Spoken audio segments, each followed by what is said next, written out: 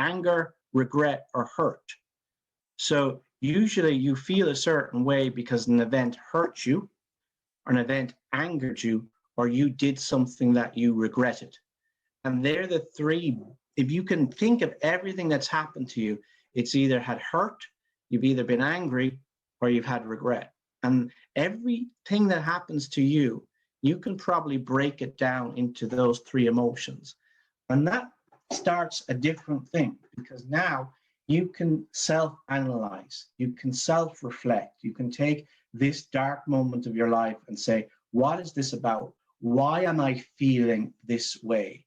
Did they make me angry? Did they hurt me? Or do I regret something I did? And it's the start of the process, because you have to understand why you're feeling a certain way.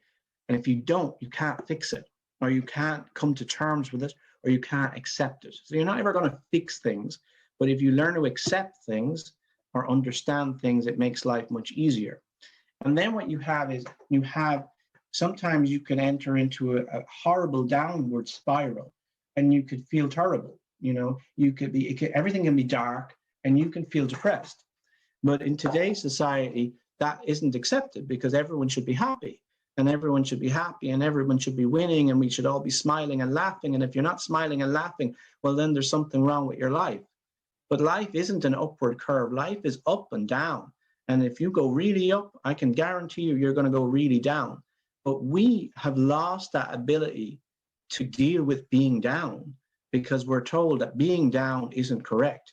Being down is, well, if you're down, well, you shouldn't be down. You shouldn't be sad. You should be happy. And you're constantly told you should be grateful. You should be grateful for what you have because somebody else has less.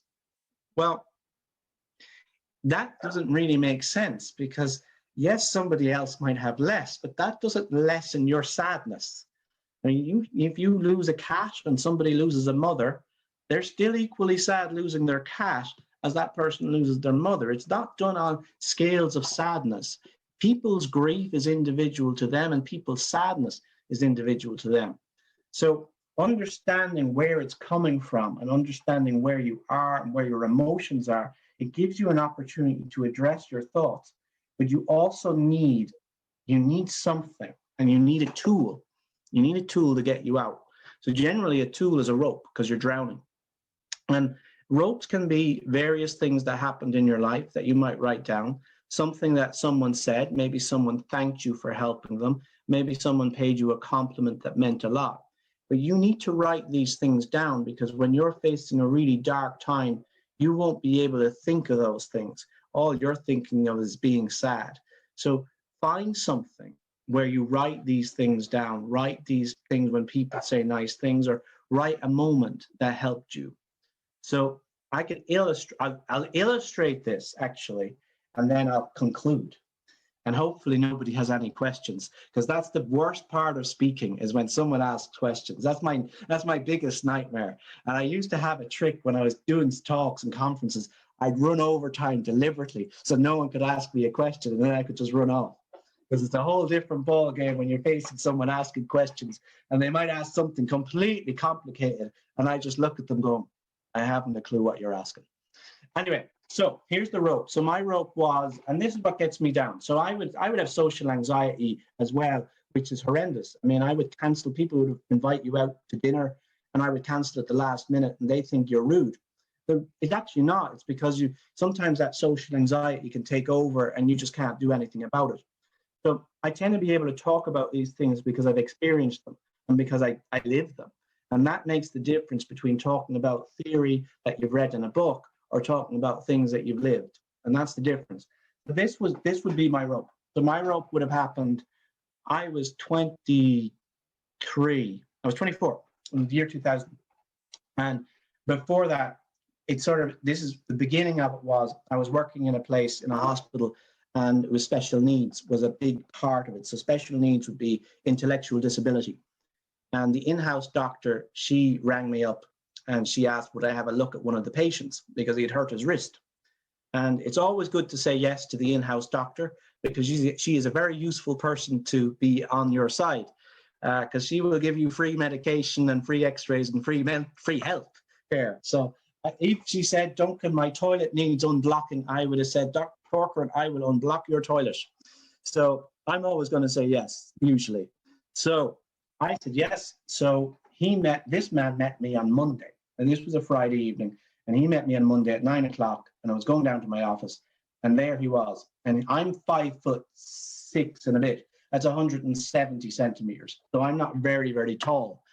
And he's very tall. He's very big. And he looks at me and I went, Pat, I'm here to look at your wrist because I heard you hurt it. And he puts his hand in his pocket.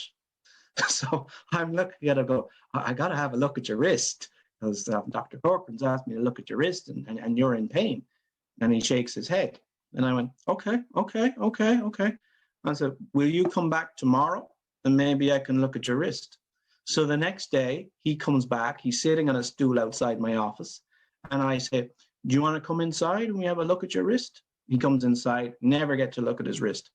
Every day, Monday to Friday, he sits on a stool outside my office for 8 weeks. And he eventually comes in. I think his wrist gets better anyway. I think he sprained it and it just healed itself. I never had to look at it. And I just thought this was his routine. He'd come, he'd meet me. He usually went inside and I'd be chatting or doing something and he'd just sit there nodding and then he'd wander off. So I went away. I think I was away for 2 years. I came back to the same job and I asked about him. And I was in the canteen and they told me he was dying. He had leukemia, which really, because that's like a really kick and you're really, you're the whole world goes dark. And I remember that evening I went down, he was on a big unit and he was on the left and he was huge. I remembered him as being so big and now he was just skin and bone and there was all sorts of wires and lines attached to him. And I sat there and I looked at him and we never really chatted. And I didn't even know if he liked me that much because he was so quiet. But I sit there and he asks me a question. He goes, who is your favorite superhero? And I looked at him and I was thinking, oh God, because this is a random question. And I thought, first thing out of the top of my head, maybe Superman. I said, Superman, he can fly. He has that laser thing and he can run really fast. Has to be Superman. And he nods and he goes, mine is Batman. And I'm looking at him thinking, why the hell is Batman has nothing? And I said it to him. I said, Pat, Batman has nothing. He got this belt. We could buy that belt. If we were rich, we could buy the belt. We could buy the cape. He's got nothing. He doesn't have any superpowers. And he goes, Batman has a friend. And then he takes my hand. You're my friend. And that's the rope that pulls me out of the dark place because I made a difference to him. And this is where I'm going to sum it up. Sometimes we go into a dark place and our life crashes, smashes into 1,000 pieces. Never be afraid to get down on the ground and pick up one of those pieces and start again. Because when you're on the ground, remember this, rock bottom is a great place to start. And when you look in awe at the mountain that you now have to climb, remember that mountain is looking back in awe at you. Embrace your greatness. Let your past make you better, not bitter. Let your hopes, not your hurts, shape your future. You are not what has happened to you in the past. You are everything you choose to become. Be the best you. That concludes my talk. Thank you so much for having me.